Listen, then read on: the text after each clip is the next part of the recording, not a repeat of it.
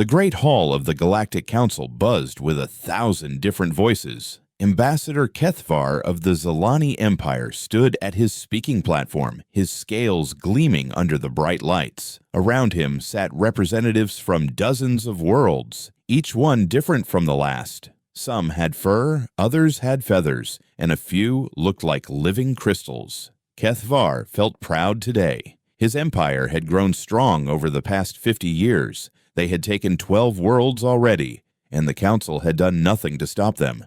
These soft creatures talked about peace, while the strong took what they wanted. Today, he would announce their next target. "Honored Council," Kethvar began, his voice carrying across the massive chamber. "The Zilani Empire wishes to claim the world called New Harmony for our people. It is a small farming world with few defenses. We will give the current inhabitants the choice to serve us or leave." Murmurs filled the hall. Some voices sounded worried, others angry, but one voice cut through them all like a blade. "You speak of humans." The hall fell silent. Every head turned toward the ancient figure of Elder Vexthul. The old Krithari had been alive for over 1,000 years. His blue skin was covered in scars from wars most people had forgotten. When he spoke, even the proudest ambassadors listened. "Yes," Kethvar replied, confused by the sudden tension in the room. "The humans have a small colony there, nothing more than farmers and miners. 50,000 people at most." Vexthul stood slowly, his 4 arms moving carefully. Age had bent his back, but his eyes still burned bright. "Young Zilani, do you know nothing of galactic history?" "I know enough," Kethvar shot back. "I know the humans joined us only 200 years ago. They have no great technology. Their ships are old. Their weapons are weak. They spend their time talking about peace and trading goods. They are nothing special." A sound filled the hall that made Kethvar's blood run cold. It was laughter, but not the happy kind. It was the laugh of someone who had seen terrible things. Elder Vexthul was laughing. "Nothing special," the old alien repeated. "Tell me, young one, why do you think every elder species speaks of them with such care? Why do the Vorten, who fear nothing, avoid human space? Why do the mechanical collective, who calculate everything, call humans an unknown variable?" Kethvar looked around the hall. The other ambassadors were watching him with what looked like pity. Some were already moving toward the exits. "I do not understand these old fears," he said. "Humans are weak. They always seek peaceful solutions. They give aid to species that cannot help them in return. They waste resources on art and music. How can such soft creatures be dangerous?" Vexthul walked down from his platform, moving closer to Kethvar. With each step, his voice grew quieter, but somehow more frightening. "Let me tell you what I have learned in my long life, young Zilani. There are 3 things you must know about humans." The hall was so quiet now that Kethvar could hear his own heart beating. "First," Vexthul continued, "they are unpredictable. What they call creativity makes them do things that no logical mind would expect. When cornered, they do not follow normal patterns of behavior. Second, they never abandon their own. Never. Not when it would be smart to do so, not when it would save lives, not when the whole galaxy tells them to let go. If you harm one human, you have harmed them all." Vexthul was close now, close enough that Kethvar could see the old scars on his face. "And third, most important of all, they have a gift for making the impossible happen when they are angry. What they call human ingenuity becomes something else entirely when their people are threatened. Something terrible." "These are just stories," Kethvar said, but his voice was not as strong as before. "Old tales to frighten children. Stories." Vexthul reached into his robes and pulled out a small device. He pressed a button, and a hologram appeared above them. It showed a space station, massive and beautiful, floating among the stars. This is where the Devourers thought they were safe. They had built the strongest fortress in their region of space. 15 billion of them lived here, protected by weapons that could destroy planets. The hologram changed. Now it showed empty space with only a few pieces of metal floating where the station had been. "The Devourers made one mistake," Vexthul whispered. "They took a human research ship. Just one small vessel with 30 people on board. They wanted to study human biology. They thought humans would be interesting test subjects." Kethvar stared at the empty space in the hologram. "What happened?" The humans asked for their people back. The devourers laughed and sent recordings of their experiments instead. They thought they were showing humans how weak they were. Vexthul's eyes grew distant, as if seeing something far away. 6 months later, this fortress was gone. 15 billion devourers vanished in a single day. The humans never explained how they did it. They just sent a message to every world. We asked politely. The hologram disappeared, leaving the hall in normal light again. But somehow, everything felt darker now. Young Zalani, Vexthul said as he walked back to his platform, there is an old rule in this galaxy, a rule that has kept peace for longer than your species has existed. Would you like to know what it is? Keithvar nodded, no longer trusting his voice. Never enrage the humans. Elder Vexthul sat down heavily in his chair. Around the hall, other ambassadors were leaving quickly, making urgent calls on their communication devices, but Keithvar stood frozen, thinking of the empty space where 15 billion beings had once lived. Finally, he found his voice again. Elder Vexthul, what if someone breaks this rule? The old Krithari closed his eyes, looking suddenly very tired. Then we all pray that the humans show mercy, because no one in this galaxy has ever survived their full anger. Keithavar left the council hall with Vexthul's words ringing in his mind. But as he walked to his ship, other thoughts pushed the warning aside. His emperor expected results. The Zalani people needed new worlds to grow strong. These were just old stories told by creatures too weak to take what they wanted. Humans were farmers and traders. They talked too much and fought too little. The elder races were simply jealous that the Zalani had found the courage to expand while they sat in their comfortable halls making speeches. As his ship left the council station, Keithvar made his decision. The fleet would depart for New Harmony tomorrow. It was time to show the galaxy that the age of Zalani expansion had only just begun. Behind him, in the Great Hall, Elder Vexthul sat alone in the growing darkness. He had tried to warn them. Now he could only wait and hope that when the storm came, some wisdom might survive it. Commander Tekmar watched the blue and green world grow larger on his screen. New Harmony looked peaceful from space, with white clouds swirling over vast farm fields. His fleet of 200 ships hung in the darkness behind him, weapons ready, but not yet needed. This should be simple. The humans had only 3 small defense platforms orbiting their world. Their ships were old cargo vessels with basic weapons attached. Against the might of the Zalani Empire, they stood no chance. "Sir," his weapons officer called out, "the human defense commander is trying to contact us." "Put him through," Tekmar ordered. He straightened in his command chair, wanting to look proper for this moment of victory. The screen flickered, showing a middle-aged human male in a simple blue uniform. The human looked tired, as if he had not slept in days. His name appeared at the bottom of the screen. Commander David Park, New Harmony Defense Force. "Zalani Fleet," the human said calmly. "You are entering human space without permission. Please state your business here." Tekmar smiled, showing his sharp teeth. "Human, I am Commander Tekmar of the Zalani Empire. We are here to claim this world for our people. You have 2 choices: serve us as we expand our territory, or leave the system within 24 hours. Commander Park was quiet for a long moment. When he spoke again, his voice was very soft. "Commander Tekmar, we cannot do either of those things. This is our home. These people have worked for 30 years to build something good here. We will not abandon it, and we will not serve an empire built on conquest." "Then you choose death," Tekmar replied. "Destroy the defense platforms." The battle was over in minutes. The human platforms fought bravely, but they were too few and too weak. Tekmar watched them die with professional interest.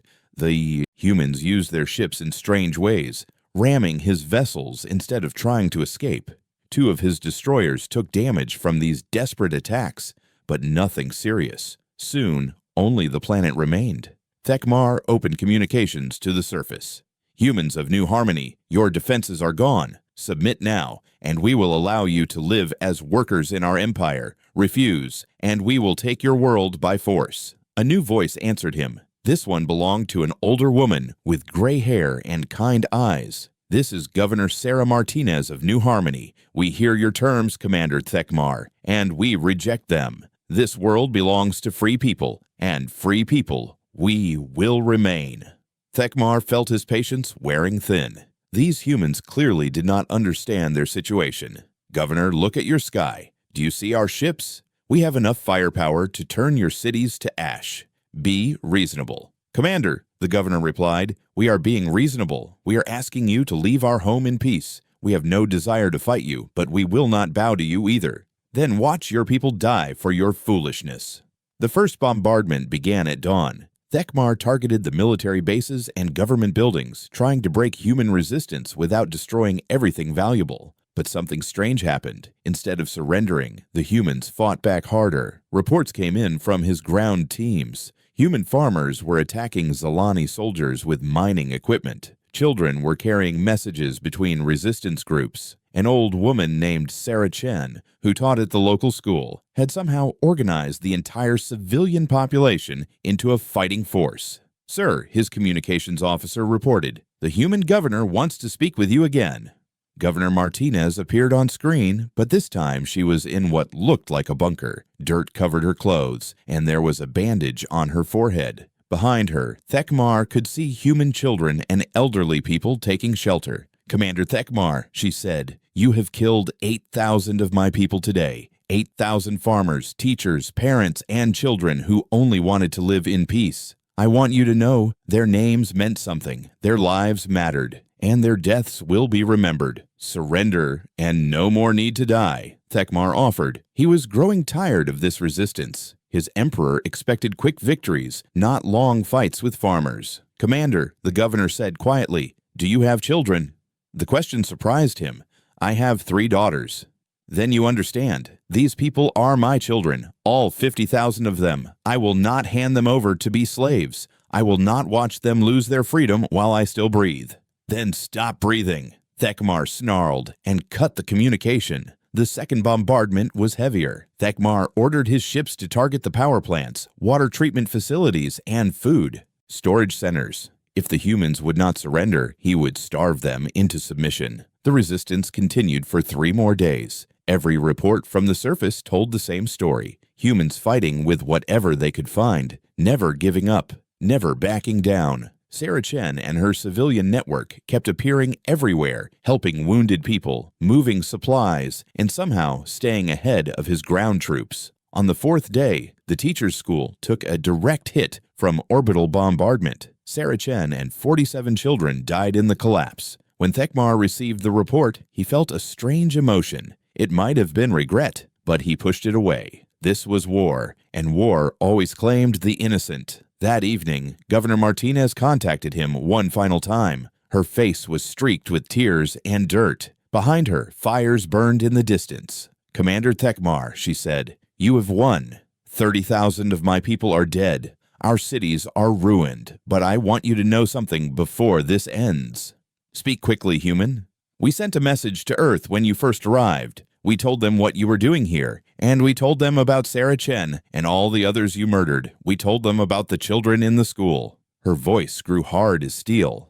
"Earth has responded. They sent one ship to give you a message." Before Thekmar could ask what she meant, alarms began sounding throughout his flagship. His tactical officer turned to him with confusion written across his face. "Sir, there is a human vessel approaching our position. Just one ship, sir. It appears to be very old." Thekmar looked at his main screen and almost laughed. The human ship looked like it had been built 100 years ago. It was small, maybe 1/10 the size of his flagship. Its hull was scarred and patched in many places. If this was Earth's response to his conquest, then humans were even weaker than he had thought. "Sir," his communications officer said, "the human ship is broadcasting a message." "Let me hear it." A calm male voice filled the bridge. "Zalani Fleet, this is Captain Maria Santos of the Terran vessel Indomitable. You have 48 hours to evacuate New Harmony and return to your own space. This is your only warning." Thekmar's officers looked at each other and began to laugh. One small, ancient ship demanding that a fleet of 200 modern warships retreat. It was beyond ridiculous. "Human captain," Thekmar replied, "you seem to be confused about the situation. Perhaps your navigation systems are broken. I have 200 ships. You have 1. Leave now, and I will not add you to the list of dead humans today." Captain Santos was quiet for several seconds. When she spoke again, her voice had not changed at all. It was still calm, still polite. Somehow, that made it more frightening than any threat. Commander Thekmar, let me be very clear. You have killed 30,000 human civilians, including children. You have destroyed a peaceful farming community that never threatened anyone. You have 47 hours and 32 minutes to correct this mistake. Or what? Thekmar demanded. Or we will show you why the galaxy fears us. The transmission ended. Thekmar stared at the small ship on his screen for a long moment. Then he began to laugh. Let them come. Let Earth send their entire fleet if they wanted. The Zalani Empire would crush them all and take their worlds too. He had no idea that he had just made the worst decision in galactic history. Captain Maria Santos stood on the bridge of the Indomitable and looked at the Zalani fleet spread out before her.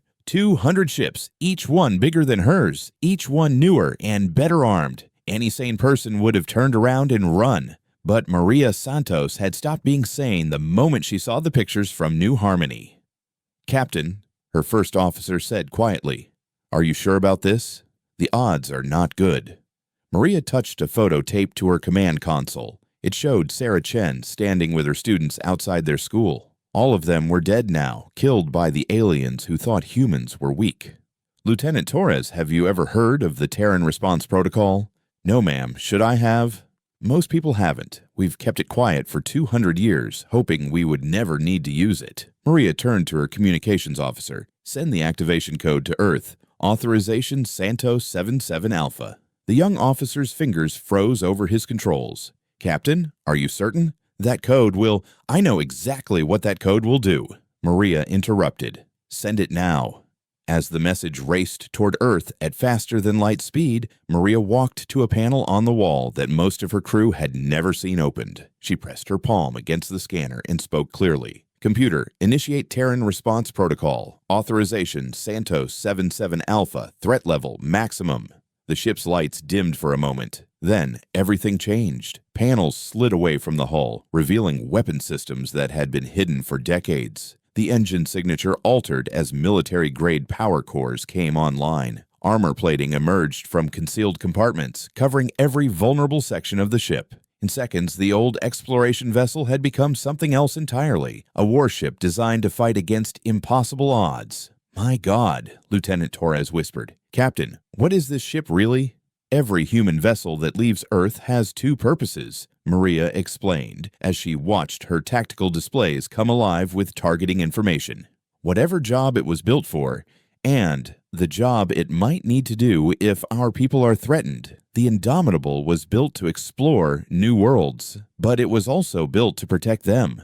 On the main screen, she could see the Zalani fleet beginning to move toward her position. Commander Thekmar clearly thought this would be easy. Maria almost felt sorry for him. Almost. "Communications, open a channel to the Zalani flagship." Commander Thekmar's reptilian face appeared on the screen. He was smiling, showing his sharp teeth. "Human Captain, have you come to surrender? Very wise. I promise your death will be quick." "Commander," Maria replied calmly, "I'm going to give you one last chance. Leave this system now, and we'll consider this a misunderstanding. Stay and face the consequences." Thekmar laughed so hard that his officers joined in. "One ship, Captain. You have one ship against my fleet. What consequences could you possibly threaten?" Maria looked at her chronometer. "The activation signals should be reaching Earth about now. Across human space, other signals would be going out. Ships that looked like peaceful traders would be revealing their true nature. Mining platforms would start building weapons instead of processing ore. Research stations would begin coordinating military strikes instead of studying stars." "Commander," she said, "you killed 30,000 of our people. You destroyed a school full of children. You think we're weak because we prefer peace to war, but there's something you don't understand about humans." "What's that?" Thekmar asked, still amused. "We've been preparing for this day since we first left Earth. Every human who goes into space knows that someday someone might try to hurt our families. We've been getting ready for that someone for 200 years. The smile disappeared from Thekmar's face as his sensors began picking up new energy readings from the human ship. "What are you doing?" "Showing you who we really are. Maria nodded to her weapons officer. The first salvo from the Indomitable struck 3 Zilani ships simultaneously. The aliens had expected simple projectile weapons or basic energy beams. What they got was something their shields had never been designed to stop. Weapons that adapted to their defenses in real time, learning and changing with each shot. "Impossible," Tekmar snarled as he watched one of his destroyers break apart. "Our intelligence said human weapons were primitive." "Your intelligence was looking at what we wanted you to see," Maria replied as her ship danced between the incoming fire. The Indomitable moved like nothing Tekmar had ever seen before, spinning and rolling in patterns that seemed to ignore the laws of physics. "Did you really think we would show our enemies our real capabilities?" The battle that followed would be studied in military academies for generations. One human ship against an entire fleet should have been suicide. Instead, it became a lesson in how creativity and preparation could overcome raw numbers. The Indomitable used the Zilani fleet's size against them. Maria's crew fired at their own ship's hull, causing controlled explosions that sent debris flying into enemy vessels. They used gravitational slingshots around New Harmonies, moons to build impossible speed. When their main weapons overheated, they rammed enemy ships at angles calculated to cause maximum damage while keeping their own ship intact. But the most terrifying thing, from Tekmar's perspective, was how calm the humans remained. No screaming, no panic, no desperate orders, just professional efficiency as they systematically dismantled his fleet. "Sir," his tactical officer reported, "we've lost 37 ships. Recommend immediate retreat." "No," Tekmar roared. "We are the Zilani Empire. We do not retreat from one human ship." That was when the second wave arrived. "Sir, new contacts appearing throughout the system. Multiple jump signatures." The tactical officer's voice was shaking now. "Sir, there are human ships everywhere." Maria smiled as she saw the familiar profiles appear on her screen. Merchant vessels dropping their disguises and revealing missile pods. Research ships extending weapon arrays that had been hidden in their sensor equipment. Even a few passenger liners had joined the fight, their comfortable cabins now packed with Marines ready for boarding actions. "Welcome to the party," Maria said as her communications officer patched her through to the new arrivals. "This is Captain Santos. Glad you could make it." "Wouldn't miss it for the world," came a reply from the lead ship. "This is Admiral Chen aboard the carrier Relentless. We heard someone killed my sister." Maria felt a chill run down her spine. Sarah Chen, the teacher who had organized the resistance on New Harmony, had been Admiral Chen's sister. This was about to become very personal. "Admiral," Maria said carefully, "what are your orders?" "Orders?" Admiral Chen's voice was cold as space itself. "Captain, we have no orders. The Terran Response Protocol doesn't give orders. It gives suggestions. And my suggestion is that we show these aliens what happens when they murder human children." The second phase of the battle began. The Zilani fleet, already battered by their fight with the Indomitable, found themselves facing 60 human ships that fought with a coordination that seemed impossible. Ships moved in patterns that supported each other perfectly. When one vessel was damaged, others covered its retreat. When an opportunity appeared, the entire fleet struck as one. Commander Tekmar watched his empire's finest fleet fall apart around him. These weren't the weak humans his intelligence had described. These were warriors who had been pretending to be peaceful while they prepared for war. "Sir," his communications officer said, "we're receiving reports from across our territory. Human ships are attacking our outposts everywhere. And, sir, they're not alone." "What do you mean?" "The reports say other species are fighting with them. Races we conquered years ago are suddenly armed with human weapons and fighting back. Sir, our entire empire is under attack." Tekmar stared at the chaos on his screen. How was this possible? How had the humans organized such a massive response so quickly? The answer came from Captain Santos herself, her voice cutting through the battle noise as her ship destroyed another Zilani cruiser. "Commander, did you think we spent 200 years in space without making friends? Every world we traded with, every species we helped, every diplomatic mission we sent out. We were building something, not an empire like yours, built on fear and conquest. Something better." "What?" Tekmar demanded. "A family," Maria replied, "and families protect each other." As if to prove her point, Alien ships began jumping into the system, species that Thekmar recognized as former Zilani subjects, now flying under human battle flags and firing weapons that could only have come from human technology. The old galactic order was ending. Something new was being born in the fire and fury of this battle, and at its heart were the humans, the species everyone had thought was too weak to matter. Commander Thekmar looked at his tactical display and saw the truth. His fleet was doomed. Worse than that, his entire empire was crumbling. In trying to take one small human world, he had awakened something that would not stop until every conquered people in the galaxy was free. All ships, he ordered, his voice heavy with defeat, prepare to retreat. But as he gave the order, he wondered if there would be anywhere left to retreat to. Ambassador Kethvar stood in the command center of the Zilani flagship domination, watching his empire die on 1,000 different screens. Reports flooded in from across their territory, each one worse than the last. What had started as a simple conquest of one human farming world had become the complete collapse of everything the Zilani had built over 3 centuries. "Sir," the communications officer called out, her voice shaking. "We're getting reports from the Kalan sector. The human fleet there has destroyed our entire garrison. And, sir, the Kalan people are fighting alongside them." Kethvar felt his stomach turn cold. The Kalan had been conquered 40 years ago. They were miners and craftsmen, peaceful people who had submitted without a fight. How were they suddenly warriors? "What about the Vorth Prime Station?" he demanded. Vorth Prime was their greatest fortress outside the home system, built to control 6 different worlds. "Gone, sir. A human strike force took it 3 hours ago. They used our own defense systems against us. Somehow, they knew exactly where every weakness was." Emperor Thakmor, ruler of the Zilani Empire, turned away from the tactical displays. His golden scales had lost their shine, and his eyes held a fury that made even his own officers step back. "How is this possible? We are fighting farmers and merchants. How do they know our military secrets?" Kethvar had been wondering the same thing. The humans seemed to know exactly where to strike, exactly when their fleets would be weakest, exactly which worlds were ready to rebel. It was as if they had been planning this war for decades. "Sir," another officer reported, "we've intercepted human communications. They're using something called the Terran Response Protocol. It appears to be comprehensive."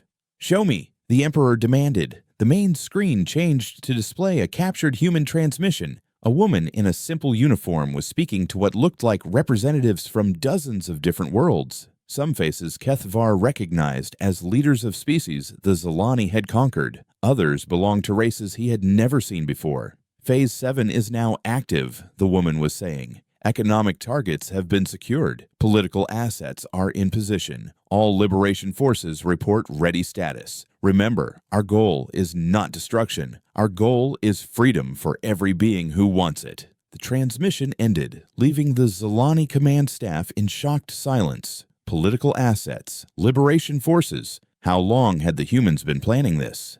"Sir," the intelligence officer spoke up nervously, "we've been analyzing the pattern of attacks. It appears that human agents have been embedded in our government and military for many years. They knew our plans before we made them." Emperor Thakmor's roar of rage echoed through the command center. "Impossible. Our security is perfect. We screen every alien who comes near our worlds." "Yes, sir, but we never screened humans very carefully. They seemed so harmless. Many of them have been working in our trade offices, our diplomatic missions, even our military support staff. Sir, they've been watching us this entire time."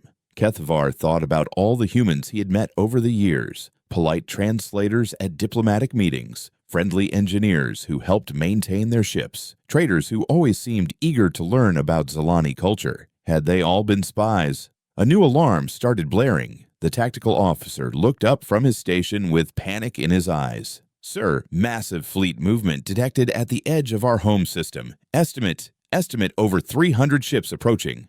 "Zilani ships?" the Emperor asked hopefully. "No, sir. Human ships. And they're not alone. I'm reading signatures from at least 20 different species. Sir, they're broadcasting a message." "Put it through." The screen filled with the image of an elderly human male.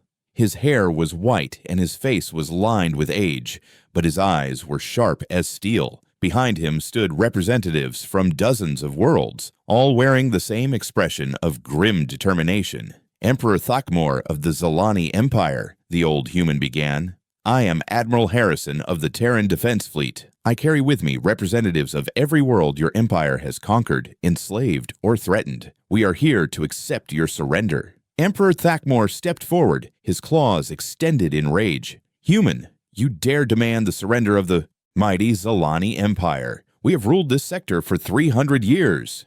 And that rule ends today," Admiral Harrison replied calmly. "Your forces are scattered and broken. Your subject worlds have risen in rebellion. Your government is infiltrated by our agents. You have lost this war before it truly began." "We still have our home fleet," the Emperor snarled. 500 of our finest ships guard this system." Admiral Harrison nodded slowly. "Yes, we know about your home fleet. We've been tracking their movements for months. Tell me, Emperor, how many of your ship captains do you really trust?" As if in answer to his question, alarms began sounding throughout the flagship.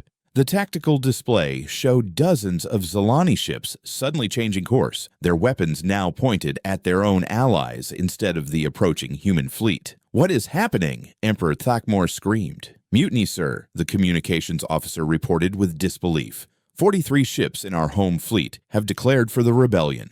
They're being led by our own people, sir. Zalani who say they're tired of conquest and want to live in peace."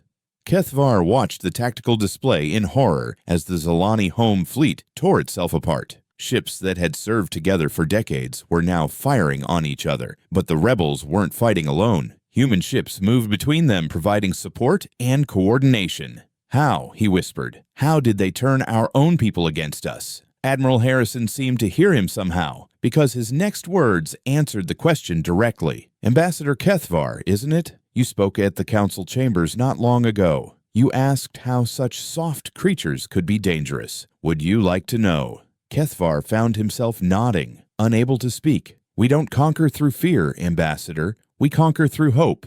Every Zalani we met, we showed them a different way of living. We showed them what it was like to trade as equals instead of subjects. We showed them what freedom looked like, and some of them decided they wanted that for their own people." On the screen, Admiral Harrison turned to someone off camera and nodded. "Broadcast the liberation message to all Zalani worlds." A new voice filled the command center. It belonged to a young Zalani female, and she was speaking their own language with perfect fluency. "People of the Zalani Empire," she said, "my name is Shaltek, and I am speaking to you from the bridge of the human ship Liberator. For 3 years, I have lived among humans as a cultural exchange student. I have seen what life can be like when people are free to choose their own path." Emperor Thakmor tried to cut the transmission, but his own officers stopped him. They wanted to hear what she had to say. "Our empire was built on the suffering of others," Shaltek continued. "We told ourselves that we were bringing order to the galaxy, but we were only bringing fear. The humans have shown me something better. They have shown me a galaxy where different species work together as friends, not as masters and slaves." The message continued, but Kethvar stopped listening. He was thinking about the council chambers, about Elder Vexthol's warning, about all the signs he had ignored. The humans had never been weak. They had been patient, building alliances and preparing for the day when someone would force them to act. "Sir," an officer reported, "the human fleet is requesting permission to enter our atmosphere. They want to land at the capital city." "To destroy it?" Emperor Thakmor asked bitterly. "No, sir. They say they want to help us rebuild." Admiral Harrison's voice cut through the noise on the bridge one more time. "Emperor Thakmor, you have a choice to make. You can continue this war and watch your empire burn around you, or you can surrender now and help us build something better in its place. And what guarantee do I have that you won't simply enslave us as we enslaved others?"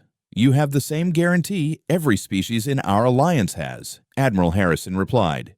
"You have our word, and our word is that every being deserves the chance to live free." Emperor Thakmor looked around the command center at his officers, his advisors, his loyal servants. Many of them were nodding slowly, hope beginning to replace the fear in their eyes. The old empire was dead. Perhaps it was time to see what could rise from its ashes. "Very well, human. We surrender." Kethvar felt something break inside his chest as the words left his emperor's lips, But as he watched the human ships approach peacefully, weapons powered down, he wondered if what was breaking might be the chains he had never realized he was wearing. The age of the Zilani Empire was over. The age of something new was about to begin. Zaraki wiped the sweat from her forehead and looked up at the construction site around her. 6 months ago, this had been the ruins of the Zilani Imperial Palace, destroyed in the final battle of the war. Today, it was becoming something new, a school where young beings from a dozen different worlds could learn together. The human working beside her, a friendly woman named Linda, handed her a bottle of cold water. "Take a break, Zaraki. We've been working for 4 hours straight."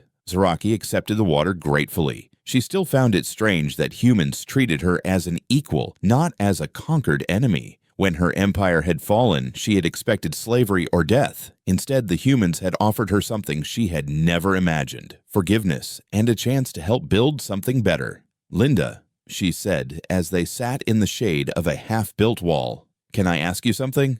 "Of course. Why are you helping us? My people killed your people. We destroyed your colony. We laughed at your warnings. Why do you not hate us?" Linda was quiet for a moment, looking out at the construction site where Zilani, humans, and dozens of other species worked side by side. "Do you know what my job was before the war, Zaraki?" "No." "I was a teacher on New Harmony. I worked with Sarah Chen at the school that your fleet destroyed." Zaraki felt her blood turn cold. This woman had lost friends, maybe students, in the attack that started everything.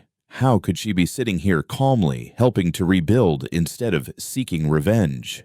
"I'm sorry," Zaraki whispered. "I'm so sorry for what we did." Linda reached over and squeezed her hand gently. "I know you are, and that's why I'm here. You see, Sarah Chen taught me something important before she died. She said that the best way to honor the dead is not to create more death, but to make sure their sacrifice means something." "I don't understand." "Sarah died protecting children, including some young Zilani who were visiting our world as part of a cultural exchange program. Even as your ships bombed her school, she was trying to save everyone, not just the human kids. Do you think she would want me to hate all Zilani because some Zilani made bad choices?" Zaraki thought about this as she watched a group of young humans playing with Zilani children in the construction yard. They were laughing together, sharing toys, learning each other's languages. It was hard to imagine that just months ago, their peoples had been at war. "But how do you know we won't attack again?" Zaraki asked. "How do you know we can be trusted?" Linda smiled. "Because you're here, asking that question. Because you're working to build something instead of destroy something. Because you chose to help us instead of running away when your empire fell." They were interrupted by a commotion near the main gate. A group of former Zilani soldiers was approaching, led by someone Zaraki recognized, Commander Thekmar, the officer who had attacked New Harmony. She felt herself tense up, waiting for the humans to arrest him, or worse. Instead, a human officer walked out to meet him. Zaraki was surprised to recognize Captain Maria Santos, the woman who had destroyed the Zilani fleet in a single battle. "Commander Thekmar," Captain Santos said formally. "Thank you for coming." "Captain Santos," Thekmar replied. His proud bearing was gone, replaced by something that looked like shame. "I received your message. You said you wanted to speak with me." "I did. Walk with me." Zaraki and Linda followed at a distance, curious about what the two former enemies would say to each other. They walked through the construction site, past the memorial wall where the names of everyone who had died in the war were carved in stone. "Commander," Captain Santos began, "you killed 30,000 of my people." "Yes," Thekmar said simply. "I did." "You destroyed a peaceful community that had never threatened anyone." "Yes." "You ordered the bombing of a school full of children."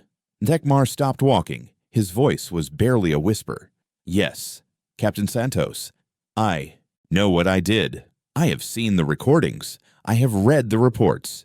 There is no excuse for my actions. If you wish to execute me, I will not resist." Captain Santos studied him for a long moment. "Commander, do you know what the hardest part of this war was for me?" "No." "It wasn't the fighting. It wasn't watching my friends die. It was trying not to become like you." Thekmar looked confused. "I don't understand. When I saw what you did to New Harmony, I wanted to hurt you back. I wanted to destroy every Zilani world, to make your people suffer as mine had suffered. It would have been easy. We had the power to do it. Why didn't you? Captain Santos pointed to the memorial wall. Because Sarah Chen and the others didn't die, so we could become conquerors. They died defending the idea that people should be free to choose their own path. If we had destroyed your worlds in revenge, we would have betrayed everything they stood for. They reached a section of the construction site where former Zalani soldiers were working alongside human engineers. Zaraki saw that some of the soldiers had tears in their eyes as they listened to the conversation.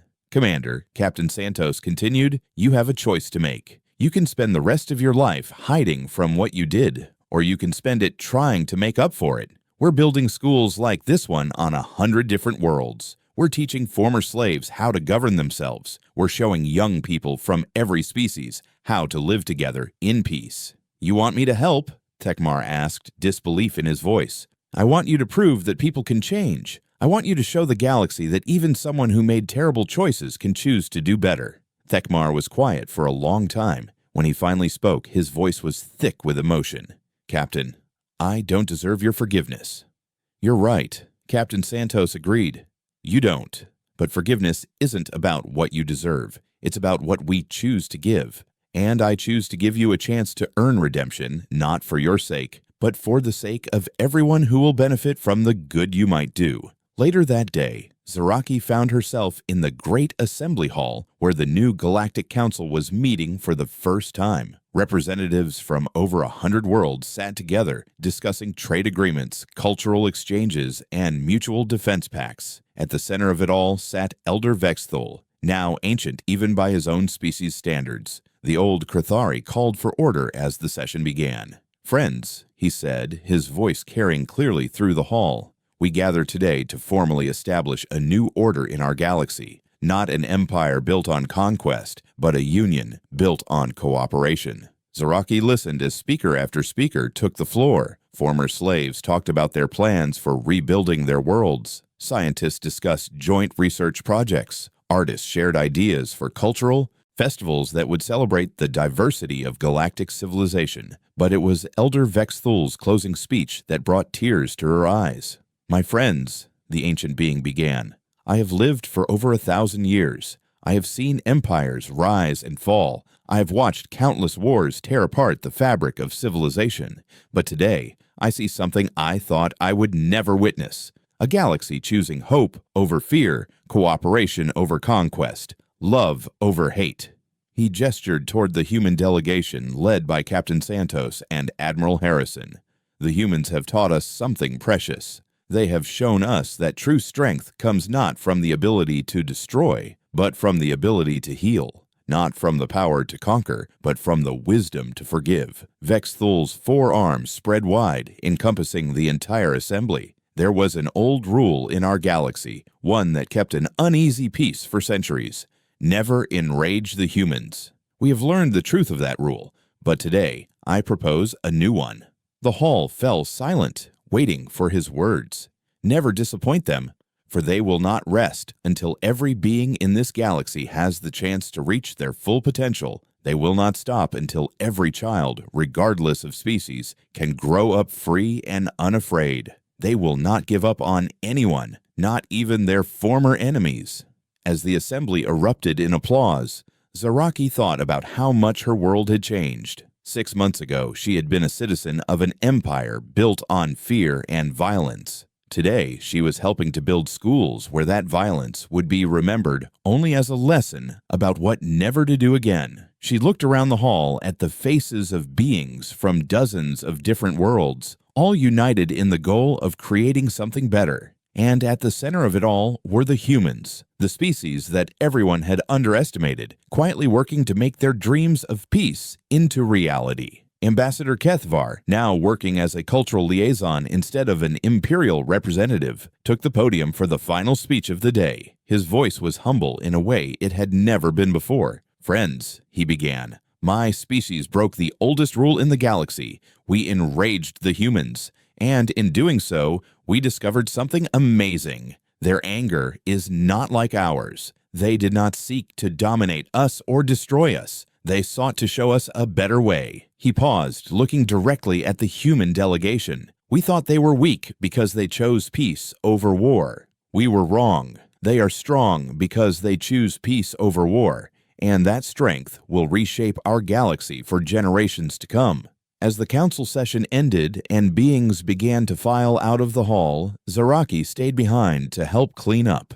Linda worked beside her, as she did every day, building the future one small act of kindness at a time. "Linda," Zaraki said as they stacked chairs, "do you think it will work, this new galaxy we're trying to build?"